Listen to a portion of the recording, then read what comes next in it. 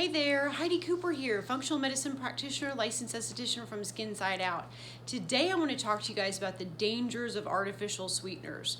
So this video comes as a result of a text conversation that I had with my dear Uncle Ted earlier this week, and he was saying that he was trying to get my Aunt Lil off of artificial sweeteners. Now, he's quite the jokester, so I hope that he was kidding, and hopefully that's the case.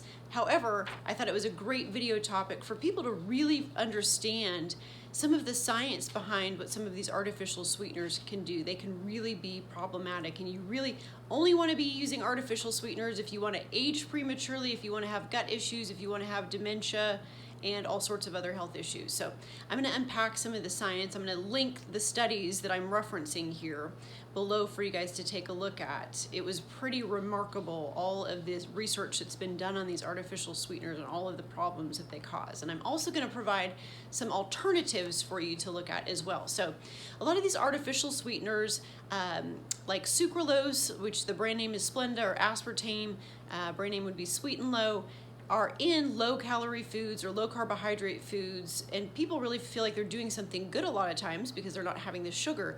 But little do they know that these artificial sweeteners actually create a problem with insulin signaling in the brain. So it actually is having a negative impact on that insulin signaling, even though it's not having the same effect that sugar would. It still is creating problems in that realm. And there's actually obesity tied to using some of these artificial sweeteners.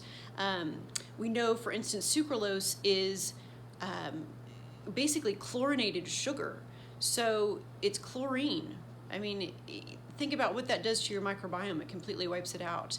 And it's been linked to issues with the thymus gland, which is really important for our immune system. The thymus gland helps deal with pathogens, and especially in the time that we're in right now, we don't want anything interfering with that.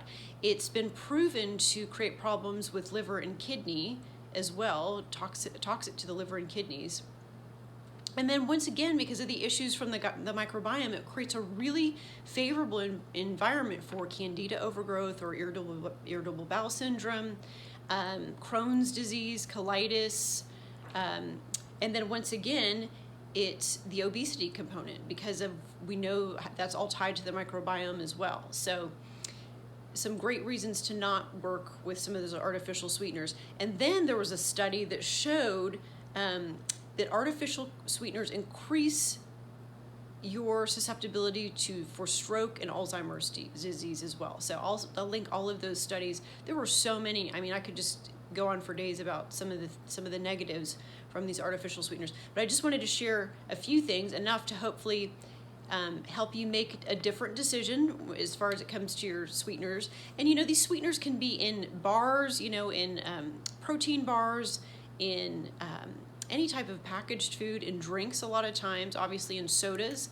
And just look at the labels and look for sucralose, look for aspartame, and just make sure that the things that you're drinking and eating don't have these items in them. Now, something that we like to work with in our house that I feel like is a great substitute, and even with these, I would say limit them. I mean, you don't want to be overdosing any sort of sweetener, even if it is natural. But we like to work with monk fruit and stevia. I feel like those are really great options. You can use those in baking. You can use those to sweeten, I'll make a lemonade for my son sometimes, and we'll put stevia in there, and it's delicious. It's wonderful. You just need a tiny bit, and you're not going to have some of those negative side effects that you are from some of those artificial sweeteners. So I hope that was some helpful information for you guys, and I really hope that my Aunt Lil is not working with artificial sweeteners. If this information was helpful for you guys, please like and share this video. It's always a pleasure to bring information that I hopefully helps you live a better life and thrive. And we don't want anybody prematurely aging or becoming obese or getting Alzheimer's or dementia or a stroke or any of those things unnecessarily. So hopefully you'll switch over to some of these healthier options. Health and happiness. Have a super fantastic day. Thanks so much.